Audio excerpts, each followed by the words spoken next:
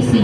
তাহলে আমাদের উপরে আমার যে রাজ্যিক অফিসে দিল্লিতে সবাই জানছে যে মাধবী দাসকে সংখ্যালঘু মানুষ এখন বুঝা উঠছে আর বিজেপিকে মানে আকুয়ালি নিতে আছে, যার জন্য আজকে ভারতীয় জনতা পার্টির থেকে আমার টিকিট দিছে, এই বিশ্বাসে টিকিট দিছে যে আপনারা এখন বুঝা উঠছেন আর আমাকে ভোট দিবেন বলে আশা করছে না।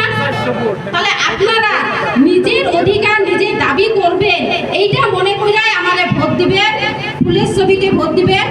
আর আপনাদের আমি ছোট বোন, আমি যেহেতু বয়স বহু কম আমার, তো আপনাদের নিজের বোন, নিজের মেয়ে, নিজের দিদি মনে করে আপনারা সবাই আমার হয়ে এবার ভোট চাইবেন। আর ভোট নিজের ভোটটা তো দিবেন, আর আমার হয়ে আরো কয়টা ভোট চাবেন, আপনাদের কাছে আশা রইল আর এবং বিশ্বাস থাকলো। এইটুকু কয়ে আমার বক্তব্য শেষ করলাম।